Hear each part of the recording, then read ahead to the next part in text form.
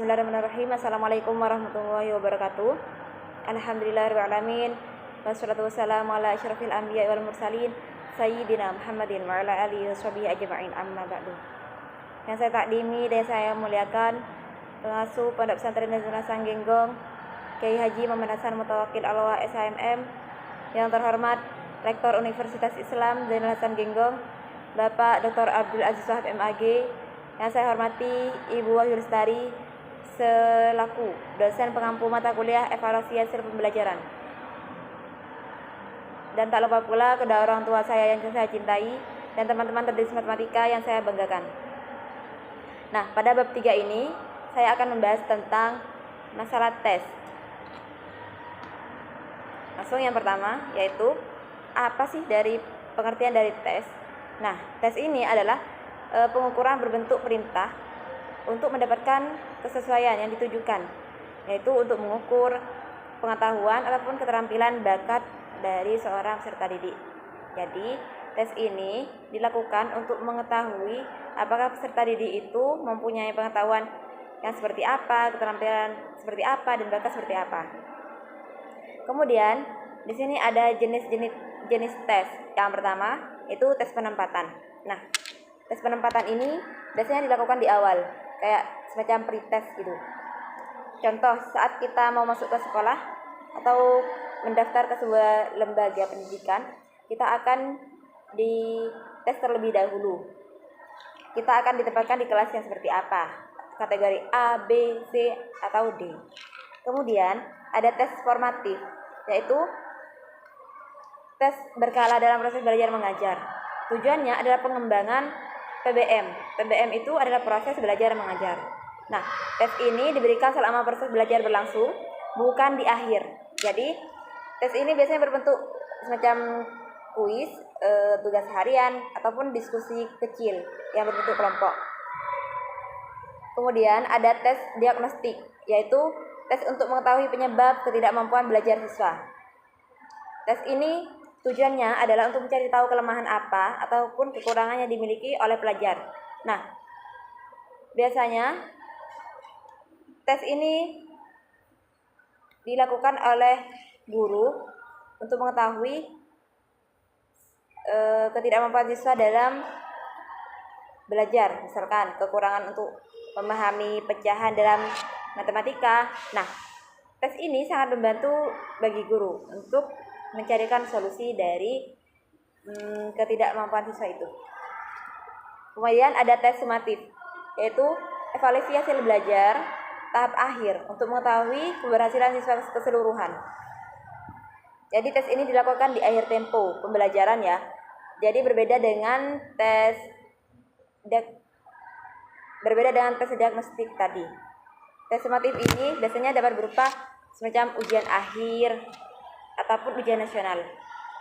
Kemudian jenis tes yang kelima yaitu tes kecakapan, yaitu penilaian kemampuan dasar seorang siswa, bisa berupa dengan pretest juga, sama kayak tadi yang tes penempatan. Kemudian ada tes internal. Nah, tes ini biasanya dilakukan di lembaga pendidikan itu sendiri atau di sekolah itu sendiri.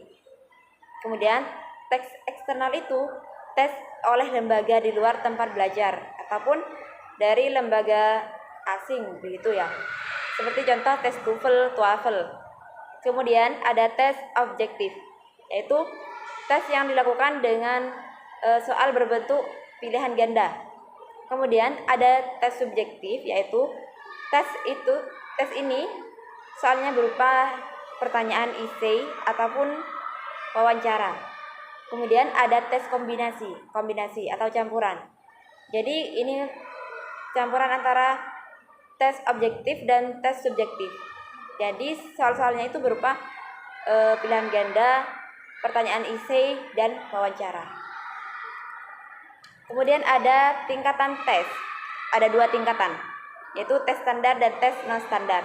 Untuk yang tes standar ini, materi itu bersifat umum, cakupan materinya itu luas, kemudian disusun oleh profesor atau para ahli. Nah, dan item soal yang diberikan itu dianalisis terlebih dahulu atau diuji kelayakannya terlebih dahulu.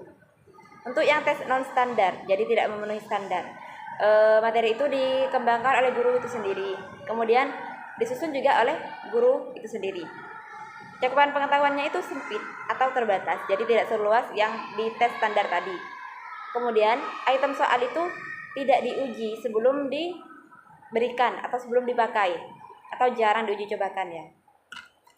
Kemudian ada tes berdasarkan bentuk. Nah, bentuk tes itu dibagi menjadi 3. Yang pertama, tes tulis, lisan, dan tes tindakan. Untuk yang tes lisan, untuk yang tes tulis yaitu bentuk teks yang paling umum. Nah, di mana siswa itu diberikan kemampuan untuk menjawab soal-soal secara tertulis atau di kertas, tertulis di kertas begitu ya. Selanjutnya ada pembagian tes tulis, yaitu tes terstruktur dan tes uraian. Jadi tes tulis itu bisa terstruktur ataupun kayak semacam pilihan. Kemudian tes uraian itu kita menjabarkan. Nah, contoh dari tes tulis itu semacam ujian akhir semester dengan soal esai menggunakan kertas ya. Kemudian kuis tertulis di kelas dan tes pilihan ganda atau isian singkat. Kemudian ada tes lisan. Tes lisan itu merupakan semacam wawancara. Jadi kita berhadapan langsung antara guru atau antara penguji dan yang diuji. Jadi ini mengetes seberapa cepat dia untuk menjawab pertanyaan yang sudah diberikan. Kemudian ada tes tindakan atau disebut dengan tes praktik ya, lebih ke praktik. Tes ini tujuannya adalah mengukur kemampuan siswa melalui aktivitas fisik atau praktik langsung. Kemudian siswa ini diminta untuk melakukan tugas-tugas tertentu seperti percobaan di laboratorium untuk mata pelajaran sains atau IPA. Kemudian tes praktik olahraga atau kesenian seperti voli, bulu tangkis dan lain-lain. Kemudian ada fungsi tes, yaitu ada 2, sebagai alat ukur. Nah, tes itu sebagai alat ukur. Seperti yang saya sebutkan tadi, tes itu gunanya apa? Untuk mengetahui kemampuan siswa. Jadi kita bisa mengukur sejauh mana mereka dari segi keterampilannya, pengetahuannya itu. Kemudian ukuran keberhasilan pengajaran guru dan peningkatan capaian siswa setelah proses KBM. Dan terdapat perbedaan antara tes, penilaian, dan pengukuran. Kalau tes itu adalah menggali informasi atau mencari informasi, sedangkan penilaian itu adalah mengambil keputusan atau tindakan. Dan pengukuran itu pemberian angka atau nominal. Dan ada syarat dan fungsi tes. Nah, syarat tes ini yang pertama adalah validitas. Validitas ini merupakan pengukuran sejauh mana tes ini benar-benar mengukur apa yang perlu diukur. Misalkan kita ingin mengukur pengetahuan siswa atau keterampilan siswa tentang pengetahuan matematika. Nah,